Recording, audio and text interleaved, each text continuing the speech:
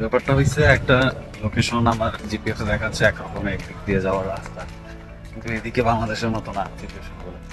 বিচে যার যার এরিয়াতে যার যার অবস্থান, কেউ কারো জায়গা দিয়ে যেতে দিবে না, এরকম হচ্ছে একটা সিচুয়েশন। এখন অনেকক্ষণ হাঁটাহাঁটির পরে একটা জায়গা দিয়ে পাইছি, এই জায়গা দিয়ে নিচে যাওয়া যায়। কোন পর্যন্ত যাওয়া যায় আদৌ জানি না, আগাচ্ছি সামনের দিকে, দেখি।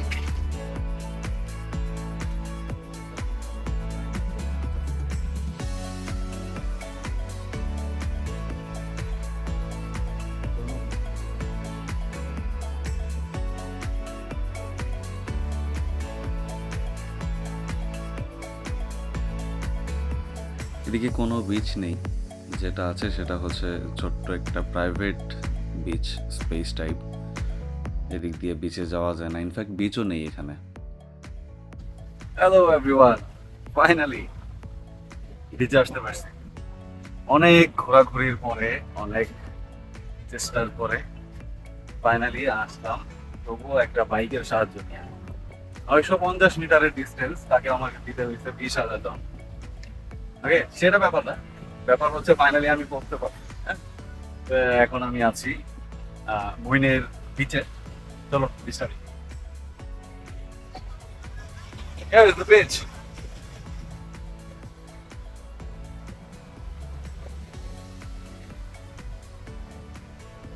এত পরিমাণ রোদ এখানে, আর রোদের যে পরিমাণ পাওয়ার, এমনিতেই আমাকে দেখা যায় না, একটু পরে আরো দেখা যাবে না। চলুন ধরি।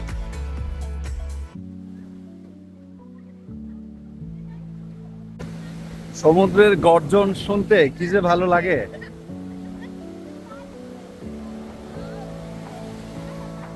দুজন ভিয়েতনামিজ ইঞ্জিনিয়ার বালি দিয়ে ইঞ্জিনিয়ারিং করছে।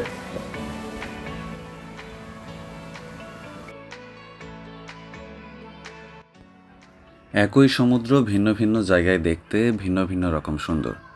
যেমন বাংলাদেশের কক্সবাজারে আপনি যে সমুদ্রটা দেখেন, ইনানি বিচ বা কলাতলি বিচে, সেই পানিটা অনেকটাই একটু ডার্টি, পানিটা একটু ময়লা, কালারফুল না। কিন্তু আপনি যদি সেন্ট মার্টিনের দিকে যান, সেখানের পানির সৌন্দর্য আপনাকে ভাবাবে দ্বিতীয়বার যে আসলে কত সুন্দর সমুদ্রটা।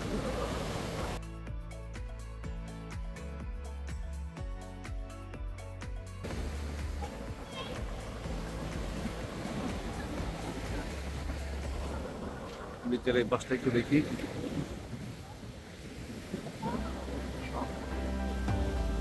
ডান্স চলছে এখানে।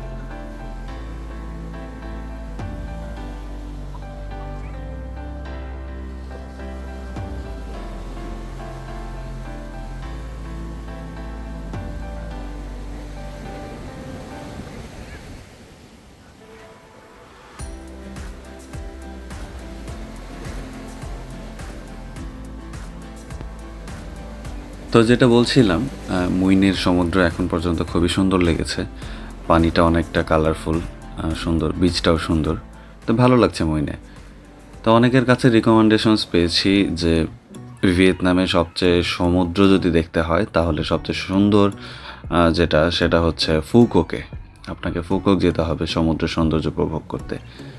তো ইচ্ছে আছে ওদিকটাও যাওয়ার, ওদিকটা কভার করার। যখন সময় সুযোগ হবে ইনশাল্লাহ দেখার এবং দেখানোর চেষ্টা করব।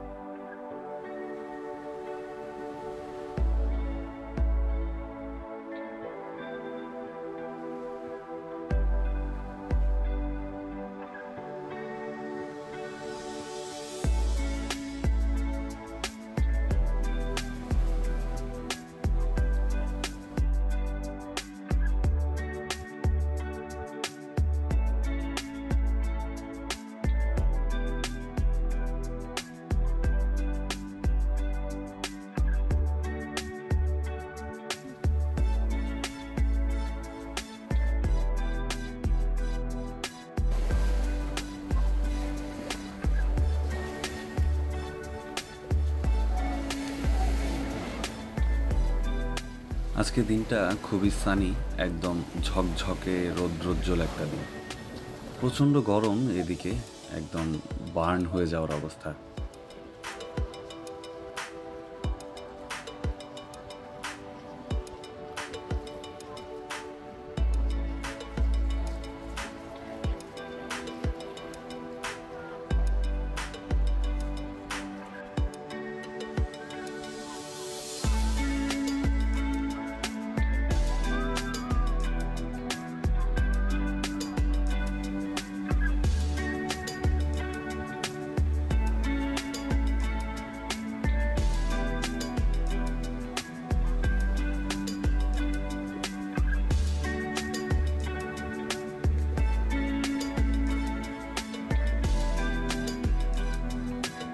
এরকম তপ্ত রোদের মধ্যে দাঁড়িয়ে সমুদ্রের গর্জন শুনতে তবুও কেন জানি ভালোই লাগছিল।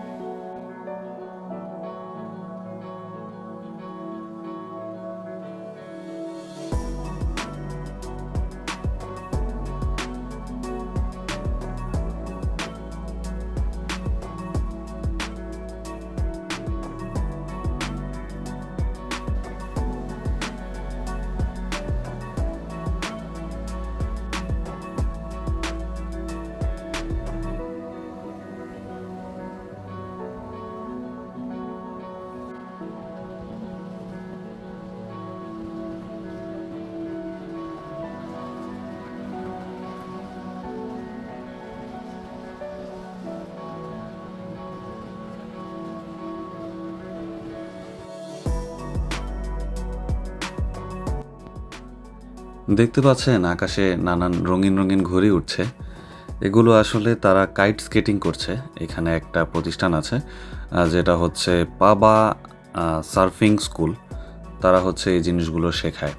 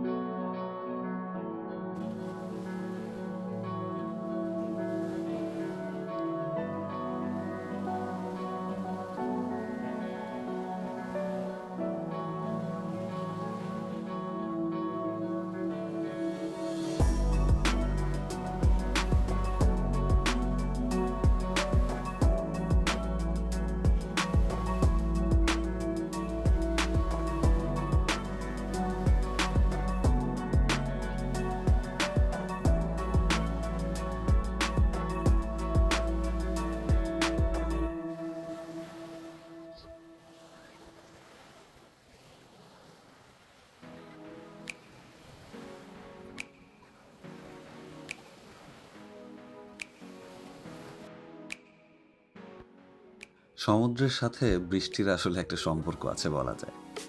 একদম আনপ্রেডিক্টেবল ওয়েদার। এই মাত্রই দেখছিলেন যে কীরকম ঝকঝকে রোদ, এখনই আবার বৃষ্টি শুরু হয়ে গেছে।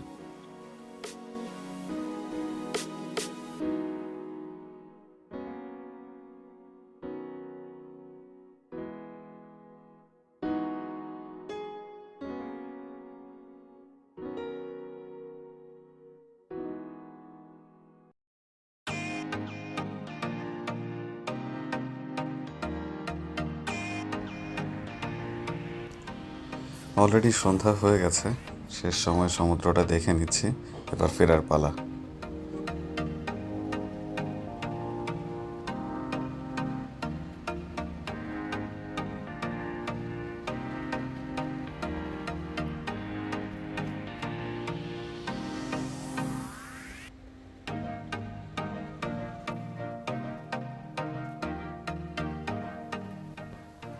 ভিয়েতনামের ফুটা বাসের একটা সার্ভিস যেটা আমার কাছে খুবই ভালো লেগেছে, এটা হচ্ছে তাদের পিক অ্যান্ড ড্রপ দুইটা অপশনই চালু আছে। আপনাকে যেটা করতে হবে, তাদের সাথে যোগাযোগ করে আপনি আপনার লোকেশনটা তাদের সাথে শেয়ার করে দিতে পারেন। তারা হচ্ছে সেই লোকেশনটা থেকে আপনাকে পিক করবে।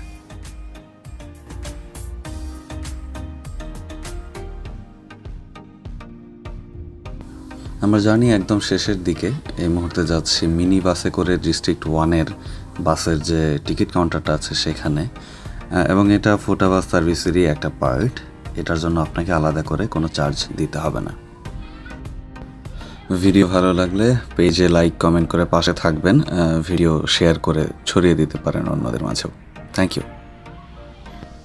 আজ এই পর্যন্তই, শীঘ্রই দেখা হবে আবার নতুন কোনো লোকেশনে। Till then, stay connected. Thank you.